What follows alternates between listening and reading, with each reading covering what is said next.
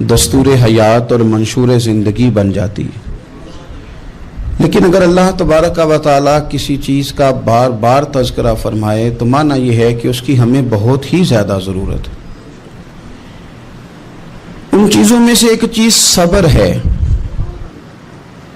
قرآن پاک نے 100 سے زیادہ مرتبہ صبر کا تذکرہ فرمایا۔ اتنی بڑی بات کو سمجھیے گا کہ 100 سے زیادہ مرتبہ قرآن پاک نے تذکرہ کیا ہے صبر کا، اور مختلف انداز میں۔ کہیں فرمایا کہ وَبَشِّرِ الصَّابِرِينَ، اے محبوب صبر کرنے والوں کو خوشخبری سنا دیجیے۔ کہیں فرمایا اِنَّ اللَّهَ مَعَ الصَّابِرِينَ، بے شک اللہ صبر کرنے والوں کے ساتھ۔ تو مختلف انداز میں مختلف طریقوں سے اللہ تعالیٰ نے صبر کا تذکرہ فرمایا۔ سوسائٹی کے اندر، معاشرے کے اندر اور مسلمانوں کے اخلاقی رویوں کے اندر اگر صبر کو داخل کر لیا جائے تو ہم محسوس کریں گے کہ ہماری زندگی نہ صرف یہ کہ آسان ہو گئی ہے بلکہ محبتوں والی ہو گئی ہے، چاہتوں والی ہو گئی ہے۔ ہمارے رشتے ایک دوسرے سے ٹوٹ نہیں رہے بلکہ بننا شروع ہو گئے۔ تھوڑا سا صبر بہت ساری چیزوں کو ٹوٹنے سے بچا لیتا ہے۔ قرآن مجید کی جو آیت کریمہ میں نے تلاوت کی، یہ سورہ آل عمران کی آخری آیت ہے۔ اللہ تعالیٰ نے فرمایا یا ایھا الذین آمنوا اصبروا وصابروا، اے ایمان والو صبر کرو صابر بنو۔ اے ایمان والو صبر کرو اور صابر بنو۔ کیا مطلب؟ پہلے صبر کا مطلب یہ ہے کہ اگر تمہیں کوئی ذاتی تکلیف پہنچے تو اس پر صبر کرو۔ وصابروا، اس کا معنی یہ ہے کہ اگر دشمن کے مقابلے میں کسی اور کی طرف سے کوئی تکلیف آئے تو اس پر بھی صبر کرو۔ پھر فرمایا ورابطوا، اور ہمیشہ کمر بستہ رہو، اسلامی سرحدوں کے پہرے دار رہو۔ واتقوا اللہ، اللہ سے ڈرتے رہو۔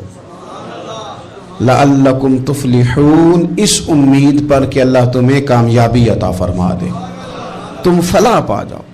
یا ایھا الذین آمنوا اصبروا وصابروا، اے ایمان والو صبر کرو اور صابر بنو۔ صبر کرو، صابر رہو، یعنی جو ذاتی تکلیف آئے اس پر بھی صبر کرو۔ اور مصابرہ کا معنی سامنے سے آنے والی تکلیف، اگر بیماری آ گئی، کوئی پریشانی آ گئی، کہیں کوئی اپنا دنیا سے چلا گیا تو یہ ذاتی تکلیف ہے، اس پر بھی صبر کرنا۔ اور اگر اپنوں نے، بیگانوں نے کوئی تکلیف پہنچا دی، کوئی اذیت دے دی، وہ اذیت کئی صورتوں میں ہو سکتی ہے۔ تانا بھی ایک اذیت ہے، طنز بھی ایک اذیت ہے، کسی شخص کے بارے میں غلط کلمہ کہنا بھی ایک اذیت ہے، اور مقابلے میں کھڑے ہو جانا، لڑائی کرنا، یہ بھی ایک اذیت ہے۔ اس پر بھی صبر کرو۔ ورابطوا، اور اس طرح کرو کہ کمر بستہ رہو، جد و جہد کرتے رہو۔ واتقوا اللہ، اللہ سے ڈرو۔ لعلکم تفلحون، تاکہ تم کامیاب ہو جاؤ۔ صبر جب آپ کرتے ہیں نا اور صبر کا ارادہ کرتے ہیں تو اللہ تعالیٰ صبر کی توفیق بھی عطا فرماتا ہے۔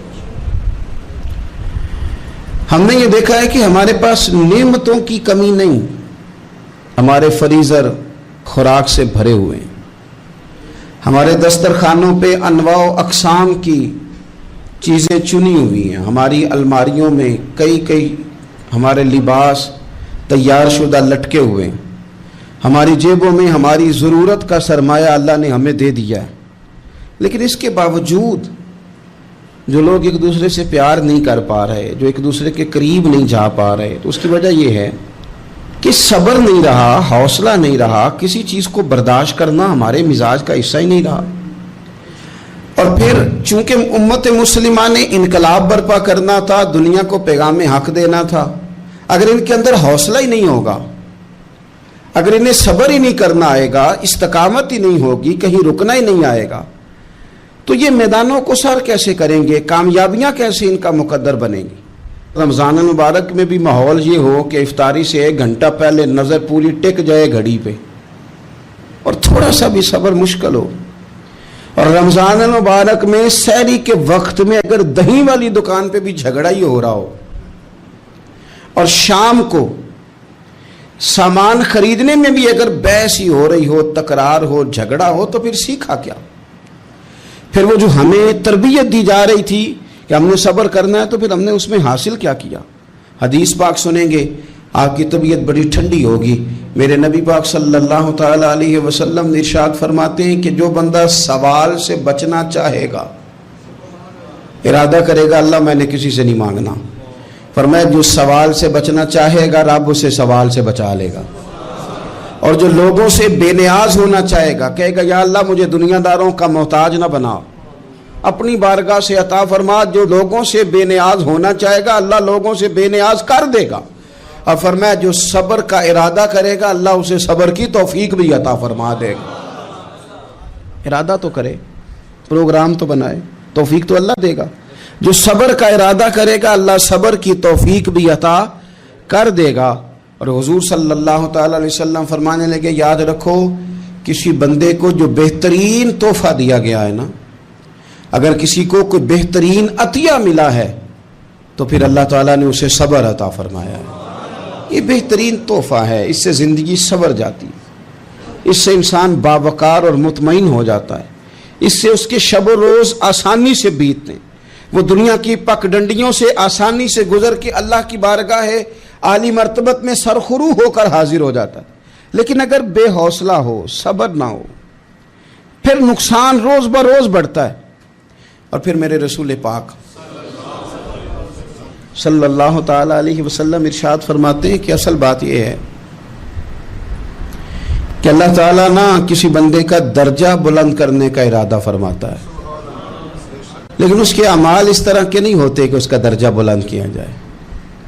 अब रब क्या करता है, अल्लाह ताला उसको माल की, जान की, औलाद की किसी मुश्किल में डाल देता है। उस मुसीबत पर वो बंदा सब्र करता है तो अल्लाह ताला उसका दर्जा बुलंद फरमा देता है। अमाल इस काबिल नहीं थे कि दर्जात बुलंद हों, वो आमाल की बुनियाद पर नहीं कर सकता था, तो अल्लाह ने किसी मुश्किल में डाल के ना अपने फजल से दर्जा बुलंद कर दिया। अब जो राह तरीकत का मुसाफिर था, जो सलूक की मनाजिल तय कर रहा था, जो अल्लाह रसूल के करीब जाने चाह रहा था, उसके लिए कितनी आसानी हो गई कि मुजाहिदा तो ज़्यादा ना कर सका, कसरत से नफली सौमो सलाद का बंदोबस्त तो ना कर सका, थोड़ा सा सब्र किया, रब ने अपना और अपने महबूब का कुर्ब अता फरमा दिया। तो ये तो आप सब्र करने के लिए जब निकले हैं तो आपने तो रब रसूल को पा लिया। ये सब्र तो वो वाला सफ़र है जिसकी जो मंजिल है वो अल्लाह रसूल का कुर्ब है। हम लोग थोड़ी थोड़ी बातों में हौसला हार जाते हैं, सब्र छोड़ जाते हैं, परेशानी बढ़ जाती है, पता नहीं ऐसे महसूस होता है कि जैसे यही बंदा दुनिया का सबसे दुखी बंदा है। तो एक तो ये कि ज़ाती हैसियत से सब्र कर, एक ये कि फिर दुश्मन का जब मुकाबला हो, आमन नुस्बिरु व साबिरु, आपका जब मुकाबला सामने किसी के साथ हो तो फिर तीर, तलवारें, असलहा, बंदूकें ये नहीं ज़्यादा लड़ती, मैदानों में हौसले लड़ते हैं, मैदानों में सब्र लड़ता है, मैदानों के अंदर तवानाइयाँ लड़ती हैं। मैदान करबला के अंदर कोई मुकाबला नहीं था तीर का तीर के साथ, तलवार का तलवार के साथ कोई मुकाबला नहीं था। मैदान करबला के अंदर जुल्म का सब्र से मुकाबला था। फतह के डंके यजीद ने बजाए थे, जश्न इब्ने ज़ियाद ने मनाया था, लेकिन क़यामत तक अल्लाह ने जो फतह अता फरमाई है तो वो हुसैन इब्ने अली के सब्र को अता फरमाई, वो सैयदना इमाम अली मकाम के सब्र को मिली। अजीज भाई, सब्र ही हमेशा फाते होता है, सब्र ही जीता करता है, सब्र ही कामयाबियां देता है, नतीजे सब्र के निकलते हैं, सब्र के हौसले के नतीजे होते हैं। हमारी जल्दबाजी हमें शिकस्त खुर्दा कर देगी, हमारा हौसला ना होना हमें हरा देगा, हम कमज़ोर पड़ जाएंगे अगर हम बेहौसला हो जाएंगे। सुनो, मेरे नबी पाक अलैहिस्सलाम ने तरबियत की, हुजूर अपनी उम्मत को दर्स देते हैं। हुजूर फरमाते हैं पहले तो कोशिश ही ना करो कि तुम्हारी दुश्मन से लड़ाई हो, इस चक्कर में ही ना पड़ो कि लड़ाई हो। मुसलमान अमन वाले हैं, ये पुरअमन लोग हैं, ये अमन पसंद हैं, ये दाइये अमन हैं, ये मुआशरे में मोमिन होना अमन की अलामत है।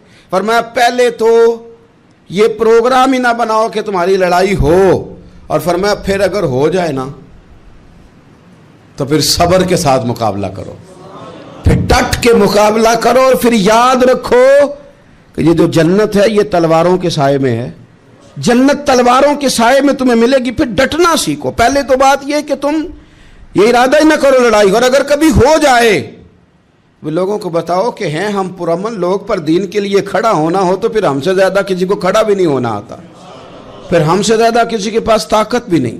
حضرت مولا علی شیر خدا رضی اللہ تعالیٰ عنہ کے زمانے میں کفر کے ساتھ ایک جنگ ہو رہی تھی، تو کافروں نے نا جاسوس بھیجے کہ یار پتہ تو کرو مسلمانوں کی تیاری کس طرح کی ہے۔ تو جاسوس واپس جا کے کہنے لگا سمجھ کوئی نہیں آئی ان کی، وہ تو راہب قسم کے لوگ ہیں، صوفی قسم کے لوگ ہیں، وہ تو کٹے ہوئے ہیں دنیا سے، مسلوں پہ بیٹھ جاتے ہیں، رات کو تو لگتا ہے دنیا سے تعلق ہی کوئی نہیں، لیکن سویرے اٹھ کے میدان میں تلوار لے کے نکلتے ہیں تو لگتا ہے ان سے بڑا مجاہد ہی کوئی نہیں۔ یہ عجیب لوگ ہیں کہ رات کو مسلح پہ بیٹھے ہیں تو لگتا ہے کٹ گئے دنیا، یہ صوفی لوگ ہیں، درویش ہیں۔ یہی مسلمان کی شان ہے، ہو ہلکا یاراں تو برے شم کی طرح نرم، رزم حق و باطل ہو تو فولاد ہے مومن، ادھر آ ستمگر ہنر آزمائے تو تیر آزما، ہم جگر آزمائے، ہم تجھے اپنا حوصلہ بتاتے ہیں کتنا، دیکھ ہمارے حوصلے سے ٹکرا کے دیکھ یہ کتنا طاقتور اور مضبوط ہے۔ تو عزیز بھائی، اگر زندگی میں آپ کو صبر کرنا آ گیا، میں بڑے دنوں سے یہ عنوانات بیان کر رہا ہوں، اور آج تو خصوصی طور پر رمضان شریف کے اس جمعے میں میں اپیل کرنا چاہتا ہوں آپ سے کہ کمزور باتیں کرنی چھوڑ دیں، مایوسی کے جملے اپنی زندگی سے نکال دیں۔ ہم مسلمان ہیں، آپ بیمار ہو گئے ہیں تو یہ بھی خدا کا فضل ہے، گناہ معاف ہوں گے۔ اگر اللہ تعالیٰ نے فقیر بنا دیا، غریبی آ گئی ہے تو یہ بھی فضل ہے، امیروں سے پہلے جنت میں جائیں گے۔ اگر اللہ تبارک و تعالیٰ نے کسی جگہ آپ کو مکان نہیں دیا اور دوسرے کو دے دیا ہے تو آپ وہ لوگ ہیں جو عظیم سنت ادا کر رہے ہیں سیدنا بلال حبشی کی۔ اگر کسی جگہ کوئی کمزوری آ گئی ہے، کوئی پیچھے رہ گئے ہیں، تو یہ خدا کا فضل ہے۔ اللہ تعالیٰ نے چاہا ہمارے لیے جو فیصلہ تو ہم اس پہ راضی ہیں، لیکن اپنی زندگی میں اور شکوے اتنے بڑھا لیے ہم نے، اتنے بڑھا لیے کہ لوگوں سے شکوے کرتے کرتے رب رسول سے بھی شروع کر دیے۔ غلام بھی کبھی شکوہ کرتا ہے، آقا کا بھی شکوہ ہوتا ہے، بندہ بھی کبھی شکوہ کرتا ہے، رب کا بھی شکوہ ہوتا ہے، یہ بھی کبھی ہوتا ہے۔ آپ نہ مانے پر یہ شکوہ ہے کہ میں بڑے ڈاکٹروں کے پاس گیا ہوں آرام نہیں آیا، نہ مانے پر یہ شکوہ ہے میں نے کبھی کسی کو ستایا تو نہیں پر میرے حالات نہیں ٹھیک ہوتے۔ آپ نہ مانے پر یہ شکوہ ہے کہ فلانے کے پاس دولت زیادہ ہے، اس نے پتہ نہیں وہ آگے نکل گیا اور میں پیچھے رہ گیا، نہ مانے پر یہ شکوہ ہے۔ کس سے کر رہے ہو؟ رب رسول سے؟ او آس بولے تے او دی مہربانی، اساں تے لاڈ ہی لڑاونے نے۔ کس سے شکوہ کر رہے ہو؟ خدا کے بندو، غلام غلامی کرتے ہیں، شکوے کرتے ہیں کوئی؟ حضرت ام سلمہ رضی اللہ تعالیٰ عنہ، شوہر کا نام ہے ابو سلمہ، بیٹے کا نام ہے سلمہ، کہتی ہیں میں، میرا شوہر، میرا بیٹا، تینوں، چھوٹا بیٹا میرا، ہم نکلے مکہ مکرمہ سے مدینہ طیبہ جانے کے لیے۔ ایک کی بیٹا ہے، خاندان جمع ہے، شوہر کی گود میں بیٹا، اونٹ کے پیچھے میں۔ فرماتی ہیں مدینے کی سرحد آ گئی تو میرے میکے والے آ گئے، کہنے لگے ابو سلمہ نہیں لے جانے دیں گے مدینے اپنی بیٹی کو۔ میں نے کہا میں مسلمان ہوں، میں تو اپنے شوہر کے ساتھ مدینے جاؤں گی۔ انہوں نے کہا نہیں جا سکتے، تو نے جانا ہے تو جا، ہماری بیٹی نہیں جائے گی۔ زبردستی مجھ سے انہوں نے مجھے میرے شوہر سے الگ کیا۔ کہتی ہیں پھر میرے شوہر کے قبیلے والے آ گئے، وہ کہنے لگے اگر تم اپنی بیٹی کو نہیں نہ جانے دیتے تو یہ جو ہمارا پوتا ہے یہ ہماری نسل ہے، تمہارا نہیں، اسے ہم نہیں جانے دیں گے۔ وہ بچہ اپنی طرف کھینچتے تھے، میں اپنی طرف کھینچتی تھی، مدینے کی سرحد پہ۔ یہ جھگڑا زمین کے لیے نہیں ہو رہا، مکان کے لیے نہیں ہو رہا، حضور کے مدینے جانے کے لیے ہو رہا، حضور کے مدینے جانے کے لیے ہو رہا، مدینے جانے کے لیے ہو رہا۔ لنگ کئی مہینے تے برس گئے تے تیری دید نو دیدے ہی ترس گئے۔ انہوں نے بچہ کھینچا، میں نے اپنی طرف کھینچا، میرے بچے کا بازو اتر گیا۔ فرماتی ہیں میرے شوہر مدینے چلے گئے، بیٹا میرا میرے ससुराल वाले ले गए, मुझे मेके वाले ले गए. आज भी कुछ सियाने बंदे कहते हैं इसको निकाल दो और बच्चे छीन लो. उनका भी ख्याल था कि बेटा ले जाएंगे ना तो अबू सलमा भी मदीने से वापस आ जाएगा, ये भी वापस आ जाएगी. और यार इतना बड़ा भी जालिम कोई नहीं होगा जो माँ बाप से बच्चे जुदा करे. फरमाती हैं कि वो ले गए छीन के, मैं मेके चली गई. लोग रोटी खाते थे, मेरे हलक से नहीं गुजरती थी. ज़माना सोया करता था, मैं सो नहीं पाती थी. बेटा कहाँ, शौहर कहाँ, मैं कहाँ. उम्मे सलमा कितनी देर तकलीफ़ काटी. जनाब उम्मे सलमा कहने लगी लोगों 1-2 दिन नहीं पूरा साल बीत गया, पूरा साल. पर जे सोना ही मेरे दुख विच राज़ी, जे सोना ही मारो मारो मैनू मार मुकाओ, मैं कोई उज़र ना पेश ले आवा. और जे सोना ही मेरे दुख विच राज़ी, फिर सुख नू चुल्हे डावा.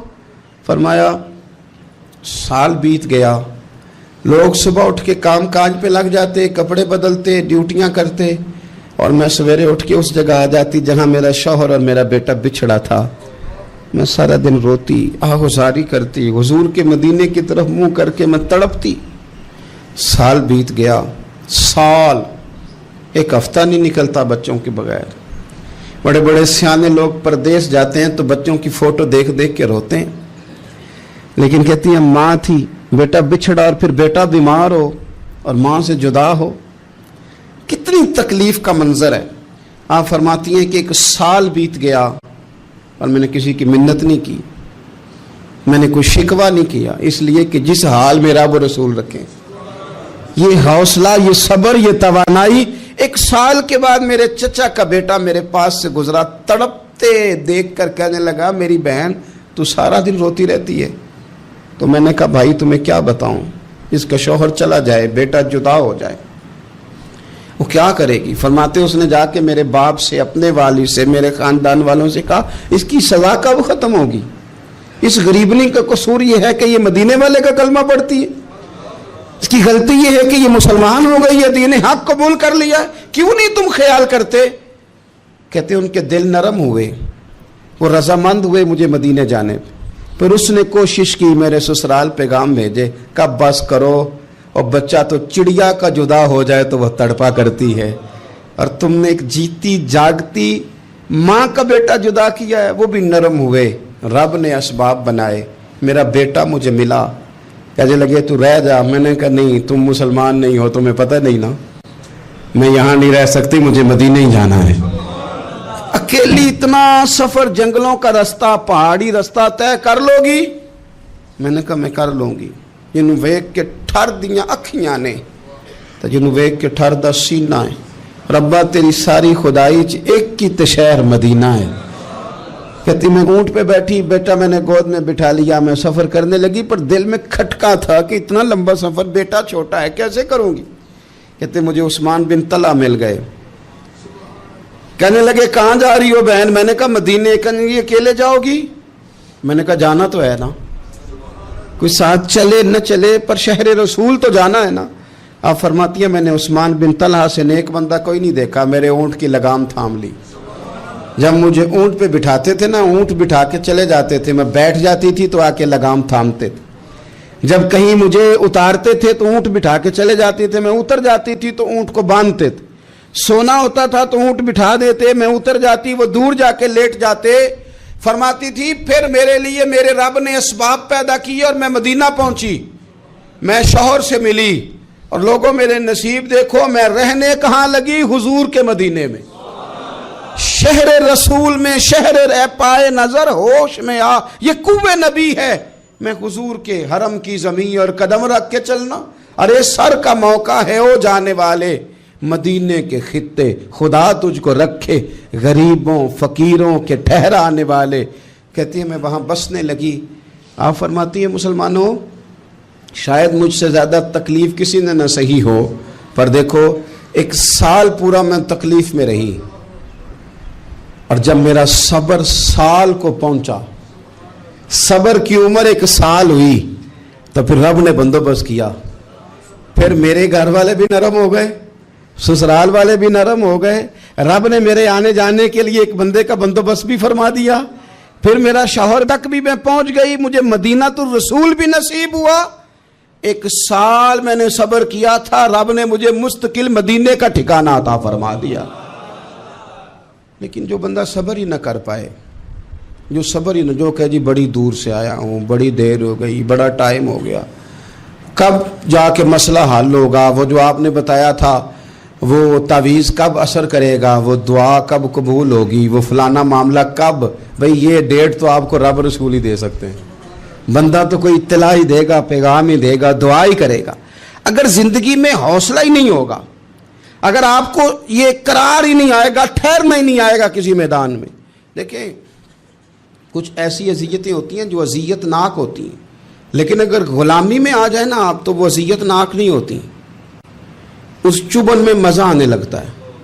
کئی درد بھی مزیدار ہوتے ہیں, کئی درد بھی, کبھی زخم ٹھیک ہونے پہ آ جائے نا تو اسے چھیڑو تو مزہ آتا ہے, اس لیے کہ کچھ درد بھی مزیدار ہوتے ہیں. آتش سے کسی نے کہا تو روتا بڑا ہے, اس نے کہا محبوب کی یاد میں تڑپتا ہوں, ابھی تو ایک دل ہے, میرے تو خواہش تھی کبھی 2 ہوتے نا تو صحیح کر کے تڑپتا. رب نے دل ایک بنایا, کہتا وہ مزہ دیا ہے تڑپ نے کہ میری آرزو ہے یا رب, میرے دونوں پہلوؤں میں دل بے قرار ہوتا. درد میں بھی مزہ ہے, پر شرط یہ ہے کہ لوگ درد میں بھی جینا سیکھیں.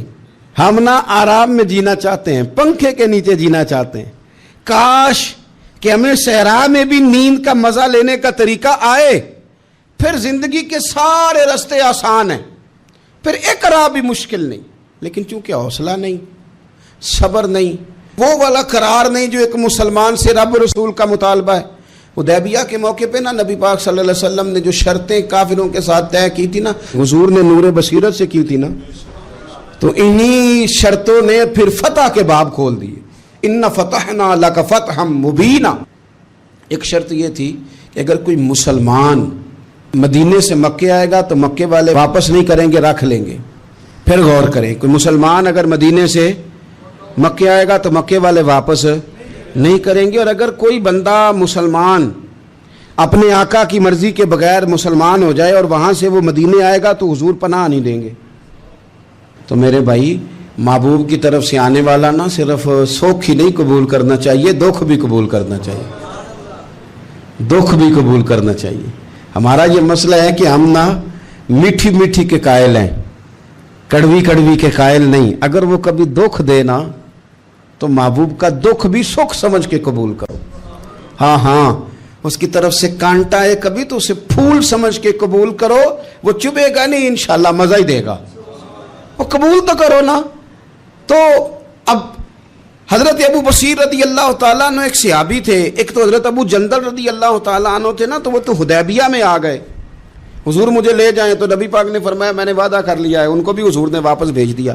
اور یہ بیچارے نا اپنے آقا کی جیل توڑ کے مکے سے بھاگ کے مدینے آئے. یا رسول اللہ مجھے قبول کر لے, میں بھاگ آیا ہوں, وہ بڑا ظلم کرتے ہیں, مارتے ہیں, تکلیف دیتے ہیں. وہ آئے تو ادھر سے نا اس کے مالک نے 1-2 بندے بھی بھیج دیے رکا دے کے کہ یا رسول اللہ آپ کا تو وعدہ تھا کہ آپ بندہ رکھیں گے نہیں. یہ آئے اور رکا بھی آ گیا. اب ذرا منظر کو سمجھیں. ہمارا تو یہ مسئلہ ہے کہ کہتے ہیں کہ میری 99 باتیں مانی ہیں, ایک نہیں مانی, لہذا میرا تعلق ہی کوئی نہیں. لیکن یہاں کیا کیفیت ہے, بندہ رو رہا ہے, تڑپ رہا ہے, حضور میں مار سے بچتا ہوا آیا ہوں, جیل توڑ کے آیا ہوں, مجھے قبول کر لیں. ادھر رکا آ گیا کہ آپ کا وعدہ تھا رکھیں گے نہیں. اب یہ کتنا مشکل مسئلہ ہے. لیکن رسول پاک علیہ الصلاۃ والسلام نے فرمایا ابو بصیر میں نے وعدہ کیا یار تجھے واپس جانا پڑے گا. ہوئے ہوئے ہوئے. لوگ تو کہتے ہیں نا کہ وہ پیر صاحب نے کہا تھا تو میرا کام نہیں ہوا, لہذا میری بیعت ہی گئی, چھٹی ہو گئی. ماحول ہی بڑا عجیب ہے. حضور نے فرمایا واپس جا, لیکن جے کر یار دے نام دا ملے مینا, پھر انہوں چولی پا لئیے مینے نو پنجے سٹیے نا. جے کر یار دے نام دا, سامنے والے نے تانا سمجھ کے دیا تھا پر یار کے نام کا تھا نا. اس نے کہا لا صحیح, سونے کے نام کا ہے نا. تانا ہوا تو کیا ہوا. جے کر یار دے نام دا ملے مینا, انہوں چولی پا لئیے پنجے سٹیے نا. تے جے کر یار دے نام دی ملے سولی, پھر جھوٹا جھوٹ لئیے تے پیچھے ہٹیے نا. جھوٹا جھوٹ لئیے. اب لکھنے والے کا بھی اپنا انداز ہے نا، کہتے ہیں یہ بھی میرے لیے جھولا ہی ہے، یہ بھی آرام کی جگہ ہی ہے، جھوٹا جھوٹ لئیے تے پیچھا اٹیے نا۔ حضرت ابو بصیر رضی اللہ تعالیٰ عنہ سے حضور نے فرمایا واپس جانا ہے، کہ سونے ٹھیک ہے، کوئی شکوہ نہیں، کوئی گلہ نہیں، یہ بھی میرے محبوب کا حکم ہی ہے۔ اور کیا بات ہے، میرے نبی وعدوں کے پکے ہیں، کیا بات ہے، حضور نے جو کہا کر کے دکھایا۔ کہتے ہیں میں واپس جا رہا تھا، ایک دو بندے ساتھ تھے، جب مدینے کی حد گزر گئی نا، حضور نے تو کہا تھا نا مدینے میں پناہ نہیں دینی، تو میں نے اس سے کہا یار تلوار بڑی سونی ہے، ذرا دکھانا۔ اس نے دکھائی تو ایک کی میں نے گردن کاٹ دی، دوسرا ویسے ہی بھاگ گیا، اور بھاگ کے حضور کے پاس آیا، جی اس نے تو مار دیا۔ تو سرکار فرمانے لگے میں نے تو وعدہ پورا کیا تھا نا، تم سے نہیں سنبھالا گیا تو معاملہ تمہارا ہے۔ اب حضرت ابو بصیر رضی اللہ تعالیٰ عنہ واپس آئے، عرض کی حضور اب میرے لیے کیا حکم ہے؟ حضور نے فرمایا میاں حکم وہی ہے، مدینے میں ہم نہیں رکھ سکتے، تم مدینے میں صحابہ تھے نا، حضور کی باتوں سے خوشبو لیتے تھے، مدینے میں نہیں رکھ سکتے۔ حضرت ابو بصیر کہتے ہیں میں مدینے کی سرحد سے نکل گیا، اس جگہ چلا گیا جو نہ مکے کی ریاست میں تھا نہ مدینے کی، ایک مقام ایس تھا جہاں میٹھے پانی کے کنویں تھے، وہاں رہنے لگا۔ حضرت ابو جندل کو پتہ چلا کہ ایک نیا ٹھکانہ بن گیا، وہ بھی جیل توڑ کے آ گئے، 70 بندے آ گئے، وہاں سے قافلے گزرتے تھے کافروں کے، یہ بھی مسلمانوں کو تنگ کرتے تھے، اگر مکے سے کوئی قافلہ گزرتا تھا تو ہم نے بھی ان کو پکڑا، کافر کا مال مال غنیمت اسباب بن گیا۔ اور وہ جب قافلہ لے کے آتے تھے تو ڈرے ہوتے تھے، اور ان کو تو ستایا تھا نا، کہتے ہمیں ستایا بڑا تھا، ہم تو انقلابی بن گئے تھے، ہم تو رکھ لیتے نا، بڑی منت کرتے، بڑی جان مشکل سے چھڑاتے، 70 بندے ہو گئے، پھر 300 ہو گئے۔ تب وہ بصیر کہتے ہیں دنیا مدینے جاتی تھی لیکن ہم تڑپتے تھے، ہم تڑپتے تھے، روت لنگ گئی ہے پھر باہر آندی، تے چٹھیاں مدینے آئیاں نہیں، ہم تڑپتے تھے کہ یار کوئی موقع ملے، روز رات کو روتے تڑپتے۔ 300 انقلابیوں کا جتھا صبر سے بیٹھا ہے مدینے کی سرحد پہ، اندر آنے کی اجازت نہیں، پر غلامی میں روز اضافہ ہو رہا ہے۔ صبر دیکھو، غلامی میں روز اضافہ ہوتا ہے۔ تنگ آ گئے کافر، پہلے بڑی ڈینگیں مارتے تھے کہ دیکھو ہم نے کیسی شرط منوائی ہے، کیسی شرط منوائی ہے کہ ان کا بندہ آئے گا تو ہم واپس نہیں کریں گے، ہمارا جائے گا تو انہیں کرنا پڑے گا۔ پھر اتنے تنگ آئے کہ خود آ کے کہنے لگے حضور مہربانی کریں، یہ شرط تو ختم کریں نا، اور ان 300 کو تو مدینے بلائیں، مہربانی فرمائیں۔ حضور بڑے خوش ہوئے، آج غلاموں کے نام پیغام لکھا، غلاموں کے نام پیغام لکھا، چٹھی لکھی حضور نے۔ چٹھی کس چیز کی لکھی؟ آ جاؤ یار مدینے آ جاؤ، چٹھی آئی مدینے آنے کے لیے، حضرت ابو بصیر کے نام چٹھی گئی، آ جا یار مدینے، آ جا تیرے نام پیغام صبا لائی ہے سرکار نبی سے، اور آیا ہے بلاوا مجھے دربار نبی سے۔ پیغام آیا۔ حضرت ابو بصیر اتنے بیمار تھے کہ نزع کا عالم تھا، لیکن اس عالم میں بھی انتظار تھا۔ اس آخری ویلے اکھیاں میریاں رات تکنائے تیرا تے سجنا کچھ بھی نہیں جانا، یہ پا جاویں ایک پھیرا تے سر میرے تے آن کھلویں تے پھر پردہ رہ جائی میرا، سوکھا نکلے صاحب ظہوری یہ ویخ لوے مکھ تیرا۔ حضرت ابو بصیر کو نہ وہ رکا گیا، حضور کی چٹھی گئی تو یوں چٹھی پڑی، حضور نے فرمایا آ جانا، رستہ کھل گیا ہے، تو آ جا، کھل گیا رستہ۔ دعا فرماؤ مدینے کے رستے کھل جائیں، کرو نا یار دعا مدینے کے رستے کھل جائیں۔ کچھ ایسے ہیں جنہوں نے سارے دکھ سنانے ہی مدینے جا کے ہوتے، کچھ لوگ ایسے ہیں جن کے دل اور کلیجے پھٹنے کو آ گئے، دعا کرو رستے کھل جائیں۔ حضور نے فرمایا آ جا تیرا راہ کھل گیا۔ حضرت ابو جندل کہتے ہیں میں سرانے کھڑا تھا، حضرت ابو بصیر کے خط پڑھا، مسکرائے، اشارے سے کہنے لگے کہ دیکھ میرے نبی کا خط ہے، حضور کی چٹھی میرے نام آئی ہے، پڑھنا۔ میں نے بھی پڑھی، پہلے روئے، پھر کلمہ پڑھا، پھر میرا ہاتھ تھاما، روح ہی پرواز کر گئی ہمیشہ کے لیے، ہمیشہ کے لیے۔ وہ ظاہری جسم کے ساتھ تو مدینے نہ پہنچے، پر قبر میں گئے تو مدینے والے کی زیارت نصیب ہو گئی، قبر میں حضور کی زیارت نصیب ہو گئی، قبر میں۔ حضرت ابو جندل کہتا ہے میں نے جنازہ پڑھا، اور اسی مقام پہ جہاں انہوں نے انتظار کیا تھا نا، وہ مقام میں انتظار ان کا مزار بنا، مزار کے ساتھ مسجد بنی، مسجد کا نام مسجد ابو بصیر رکھا گیا۔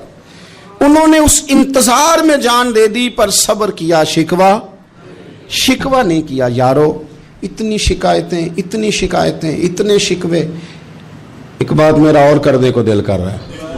ایک صحابی تھے حضرت عاصم بن ثابت رضی اللہ تعالیٰ عنہ، جنگ احد میں نا حضور کے ہاتھ پہ موت کی بیعت کی، جنگ احد میں بیعت کی، سونیا تیرے نام پہ مرنا، ڈٹ کے لڑے۔ سلافہ بن سعد کے 2 بیٹے بدر میں قتل کیے انہوں نے۔ اس نے قسم کھائی کہ معاذ اللہ میں ان کا سر منگا کے تو ان کی کھوپڑی میں شراب پیوں گی۔ سلافہ بن سعد نے یہ قسم کھائی کہ میرے 2 بیٹے قتل کیے ہیں، میں ان کی کھوپڑی میں شراب پیوں گی معاذ اللہ۔ ایک قبیلہ غزیل تھا، انہوں نے احد کے بعد حضور سے کہا کچھ قاری ہمیں دے دیں، ہم نے قرآن سیکھنا ہے۔ تو نبی پاک نے کچھ بندے بھیجے، تو عاصم بن ثابت کو بھی بھیجا، لیکن انہوں نے دھوکہ کیا، وہاں جا کے ان کو گرفتار کر لیا۔ جب گرفتار کر کے مکے والوں کے ہاتھ بیچنے لگے تو حضرت عاصم بن ثابت نے تلوار نکال لی، فرمانے لگے میں کافر کا قیدی ہو کے جینے سے بہتر ہے شہادت کی موت مر جاؤں۔ کافروں کا قیدی لڑے اور فرمانے لگے میرے کمان میں تیر باقی ہے، میں لڑوں گا اور اتنا لڑوں گا کہ تمہیں پتہ چلے گا مجھے لڑنا آتا ہے۔ اور فرمایا میں صبر کروں گا اور صبر کر کے دکھاؤں گا، میں ڈٹوں گا اور تمہیں ڈٹ کے۔ اکیلا بندہ میدان میں ڈٹ گیا، اکیلا۔ جب تیر ختم ہو گئے تو پھر نیزہ نکال لیا۔ یہ بات آپ کو اس لیے سمجھا رہا ہوں کہ کچھ لوگ کہتے ہیں جی میں اکیلا کیا کروں، تو یہ آخر میں یاد رکھیں کہ صبر آپ نے کرنا ہے چاہے اکیلے بھی رہ جائیں، حوصلہ کرنا ہے چاہے اکیلے بھی رہ جائیں۔ اکیلے لڑے، تیر ختم ہو گئے تو نیزہ نکال لیا، خوب لڑے۔ اب اس نے قسم کھائی تھی کہ میں نے ان کی کھوپڑی پہ معاذ اللہ کھوپڑی منگانی ہے، سر منگانا ہے، اور یہ جو لے جا رہے تھے دھوکے کے ساتھ یہ بھی بیچنے لے جا رہے تھے۔ تو جب تھک گئے نا اور چاروں جانب سے جسم میں تیر پہ وسط ہو گئے تو دعا مانگی، اکیلا بندہ اور صبر کا مقام، دعا مانگی، کہا اے اللہ میں نے آخری دم تک تیرے دین کی حفاظت کی ہے، اب تو میرے جسم کی حفاظت کرنا، ان کے ہتھے نہ چڑھ جائے میرا جسم۔ حضرت عاصم بن ثابت رضی اللہ تعالیٰ عنہ شہید ہو گئے۔ کافر قریب گئے جسم پکڑنے کے لیے، گرفتار کرنے کے لیے، سر کاٹنے کے لیے، تو شہد کی مکھیاں آ گئیں، پورے جسم پہ قبضہ کر لیا۔ قریب جاتے تو مکھیاں لڑتی، کہنے لگے پیچھے ہٹ جاؤ، شام ہوگی نا توڑ جائیں گی، پھر ہم سر کاٹ لیں گے۔ شام تک چاروں جانے بیٹھے رہے، نہ کوئی ہوا آئی، نہ کوئی بادل برسا، نہ کوئی طوفان آیا۔ شام کو انہوں نے اٹھانا تھا، ایک ریلا آیا پانی کا، اور جناب عاصم بن ثابت کی لاش مبارک کو بہا کے لے گیا۔ میرے رب نے اس میدان میں بھی یہ بتلایا کہ جو صبر کرے نا رب اس کے جسم